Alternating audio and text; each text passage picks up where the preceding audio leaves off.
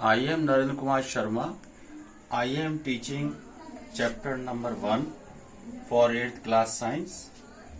The name of chapter is crop production and management. The remaining part of the chapter 1. Topic is adding manure and fertilizers. अर्थात manure और fertilisers जो है वो use करना पौधों में या भूमि के अंदर। देखिए मैन्योर क्या होते हैं, व्हाट इज मैन्योर, क्योंकि एडिंग मैन्योर एंड फर्टिलाइजर सबसे पहला वर्ड क्या है, मैन्योर। देखिए ऑर्गेनिक सब्सटेंस होते हैं obtain from decomposition of plant and animal waste. जो पौधे बेकार हो जाते हैं, डेड हो जाते हैं, एनिमल के वेस्ट या डेड एनिमल हो जाते हैं, उनको माइक्रोब जैसे बैक्टीरिया हो गया, फंगस हो गया, इनके द्वारा डिकम्पोज किया जाता है और एक किस में कन्वर्ट हो जाते हैं, मैन्योर में। और इस तरह से ही दूसरे नंबर पे फर्टिलाइजर्स। फर्टिलाइजर्स बच्चों केमिकल सब्सटेंस होते हैं। कैसे होते हैं, रासायनिक पदार्थ होते हैं। जैसे यूरिया हो गया है, अमोनियम सल्फेट हो गया, डाई अमोनियम फास्फेट हो गया, single super phosphate, double super phosphate, triple super phosphate, ये क्या है, फर्टिलाइजर्स है। जैसे यूरिया में 46% नाइट्रोजन होता है बच्चों। यूरिया में कितना परसेंट नाइट्रोजन, 46% नाइट्रोजन, जबकि अमोनियम सल्फेट में लगभग 20% नाइट्रोजन होता है। इस तरह से बच्चों ये केमिकल सब्सटेंस है, ठीक है। और फैक्ट्रियों में इनका निर्माण होता है, जबकि इनका खेतों में निर्माण हो जाता है वेस्ट मटेरियल का। इनको बाहर से परचेज करने की जरूरत नहीं होती। और दोनों में चाहे वो मैन्योर है चाहे फर्टिलाइजर, उनमें न्यूट्रिएंट्स पाए जाते हैं जो पौधों के लिए यूजफुल होते हैं बच्चों, उनकी ग्रोथ के लिए है, उनके डेवलपमेंट के लिए। और इनमें मेनली जो न्यूट्रिएंट होते हैं वो नाइट्रोजन, फास्फोरस और पोटेशियम। नाइट्रोजन, फास्फोरस और पोटेशियम, मेनली इन न्यूट्रिएंट्स की फसलों को विशेष आवश्यकता होती है, नीड्स होती है। इसलिए हम मैन्योर और फर्टिलाइजर का यूटिलाइजेशन या यूज करते हैं जमीन। फिर नंबर नेक्स्ट है, why do we use manure and fertiliser. अर्थात मैन्योर और फर्टिलाइजर की क्यों जरूरत पड़ती है जमीन के अंदर, ये तो होते हैं। देखिए इसका कारण ये है, पहला कारण क्या है बच्चों, नेवर लेफ्ट फील्ड फॉलो। अर्थात हम जो है खेत को खाली नहीं छोड़ते, अर्थात उसको रेस्ट नहीं देते ताकि वो अगेन गेट्स न्यूट्रिएंट्स। तो इस वजह से भी हमें न्यूट्रिएंट की फील्ड के अंदर एक तरह से डेफिशिएंसी हो जाती है बच्चों।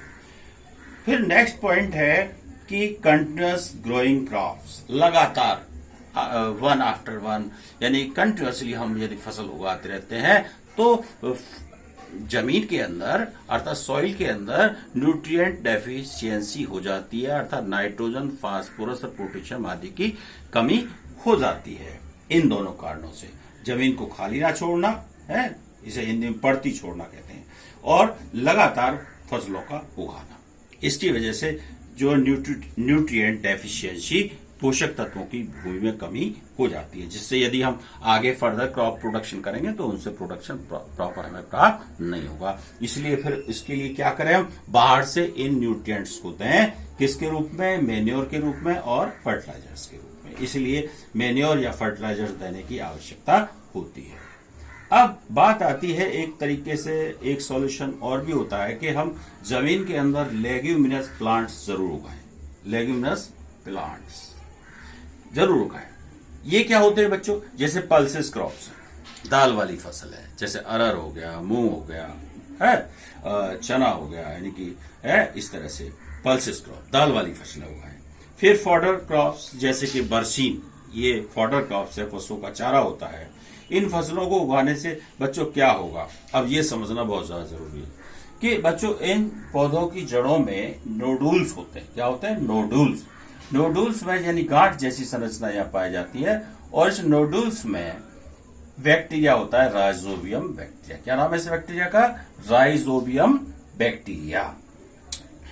ये बैक्टीरिया वायुमंडल की नाइट्रोजन का फिक्सेशन करके पौधों को नाइट्रोजन अवेलेबल कराता है, यानी कि ये सॉल्युबल नाइट्रोजन में यहां कन्वर्ट हो जाती है वायुमंडलीय नाइट्रोजन, और पौधे की रूट्स इसको एब्जॉर्ब कर लेती है। ऐसे पौधों को ज्यादा नाइट्रोजनियस फर्टिलाइजर या मैन्योर देने की ज्यादा आवश्यकता नहीं होती है। कौन से पौधों के लिए? लेगुमिनस प्लांट्स के लिए।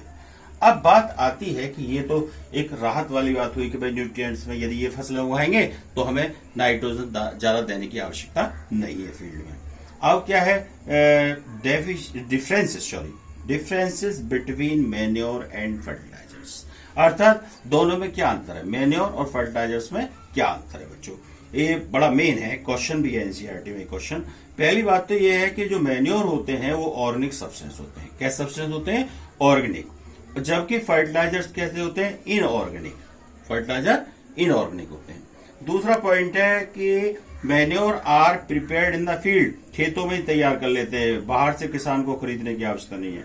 जबकि जो fertilisers are made in the factory है, यानी कि फैक्ट्रियों में इनका निर्माण होता है बच्चों, खेतों में या घर पर इसका निर्माण नहीं कर सकते। सबसे बड़ी बात यह है, यानी कि फैक्ट्रियों में तैयार की जाते हैं फर्टिलाइजर्स, जबकि ये खेतों में ही तैयार की जाते हैं मैन्योर। अब प्रोवाइड ह्यूमस, इसका मतलब हो गया कि मैन्योर जो हमें ह्यूमस देते हैं। अब बच्चों ह्यूमस क्या होता है? ये ब्राउन ब्लैक कलर का सब्सटेंस होता है जो मिट्टी को उपजाऊ बनाता है, फर्टाइल करता है, समझे, क्रॉप प्रोडक्शन बढ़िया कर देता है। फिर आगे है जबकि फर्टिलाइजर में ह्यूमस नहीं बनता, मैन्योर में ह्यूमस बनता है बनाता है फील्ड के अंदर, और जबकि इसमें फर्टिलाइजर्स में ह्यूमस नहीं होते। दूसरा लेस रिच इन न्यूट्रिएंट, अर्थात मैन्योर जो होते हैं उनमें पोषक तत्वों की मात्रा ज्यादा नहीं होती बच्चों, जबकि फर्टिलाइजर्स में न्यूट्रिएंट्स की मात्रा ज्यादा होती है, ज्यादा उसमें न्यूट्रिएंट होते हैं। जैसे एग्जांपल के तौर पर यदि आपने 100 किलो गोबर का खाद डाला, यानी कि 100 केजी आपने मैन्योर डाला है, उससे लगभग मानो 7 केजी आपको नाइट्रोजन मिला है। यदि आप यूरिया डालते हैं यानी फर्टिलाइजर डालते हैं तो उससे 46 किलोग्राम आपको नाइट्रोजन मिल जाएगा 100 किलोग्राम में, यानी 100 किलोग्राम यूरिया डालने पर 46% या सॉरी यानी कि 100 किलोग्राम यूरिया डालने पर आपको 46 किलोग्राम नाइट्रोजन मिल जाएगी, यानी कि कहां 7 और कहां 46। इसका मतलब ये हुआ कि फर्टिलाइजर से ज्यादा न्यूट्रिएंट्स मिलते हैं मुकाबले मैन्योर के। अगली बात आई है नॉट कॉस्टली, मैन्योर जो है वो फार्मर को बाहर से परचेज नहीं करने होते, जबकि फर्टिलाइजर जो है वो बाहर से परचेज करने होते हैं, इसलिए कॉस्टली होते हैं बच्चों। अगली बात, इम्प्रूव द सॉइल टेक्सचर, ये मैन्योर जो होते हैं उनको डालने से सॉइल की जो एक स्ट्रक्चर है वो सुधर जाती है, इम्प्रूव हो जाती है और क्रॉप प्रोडक्शन बढ़िया होता है, समझे। जैसे देसी दवाइयां नुकसान नहीं करती और अंग्रेजी दवाइयां जो है वो नुकसान कर जाती हैं, इस तरह से ये सॉइल के लिए बहुत बेटर होते हैं मैन्योर। फिर अगला पॉइंट है जबकि मैन्योर नहीं होते, सॉरी मतलब ये बेटर होते हैं मैन्योर, जबकि फर्टिलाइजर बेटर नहीं है, सॉइल की जो टेक्सचर है उसको बैड करते हैं फर्टिलाइजर। नेक्स्ट है यूज फॉर मेनी क्रॉप, यानी कि यदि हम मैन्योर एक फसल में डालेंगे तो उसका यूटिलाइजेशन जो है कई क्रॉप्स के लिए हो जाएगा, जबकि फर्टिलाइजर केवल उसी फसल के लिए यूज होते हैं जिसमें उन्हें अप्लाई किया जाता है, जिसमें उन्हें सप्लाई किया जाता है, समझे नहीं, फर्दर क्रॉप्स के लिए ये यूटिलाइज नहीं होते। अगली बात यह है कि एडवांटेज ऑफ द मैन्योर, अगला टॉपिक क्या है हमारा, एडवांटेज ऑफ मैन्योर। हमें मैन्योर के क्या लाभ हैं, क्यों मैन्योर डालना चाहिए खेतों में है मुकाबले फर्टिलाइजर्स के। पहला पॉइंट है वाटर होल्डिंग कैपेसिटी, जमीन के अंदर जल धारण क्षमता बच्चों बढ़ जाती है यदि हम क्या यूज करेंगे, मैन्योर यूज करेंगे, ज्यादा समय तक पानी रुका रहेगा। फिर सॉइल पोरस, यानी मिट्टी को छिद्र युक्त बनाता है, इससे क्या फायदा होता है कि रूट जो है एयर आसानी से ले सकती है, उनमें रेस्पिरेशन इजीली हो जाएगा, डेवलपमेंट भी रूट्स का अच्छा हो जाएगा, ठीक है, कई कारण। फ्रेंडली माइक्रोब्स, कुछ हमारे लाभदायक माइक्रोब्स होते हैं जिनकी जो मैन्योर अप्लाई करने से बढ़ते हैं। सॉइल टेक्सचर भी इंप्रूव होती है, मिट्टी की संरचना जो है वो सुधर जाती है यदि हम मैन्योर करेंगे। इतने सारे फायदे होने की वजह से हमें क्या यूज करने चाहिए, ज्यादा से ज्यादा बच्चों मैन्योर। लेकिन आज का समय ऐसा है कि भाई जल्दी फायदा होना चाहिए, जल्दी हमें जो है एक तरह से असर आना चाहिए, तो उसका असर जो है फर्टिलाइजर से दिखता है। This is end of my video and I start next.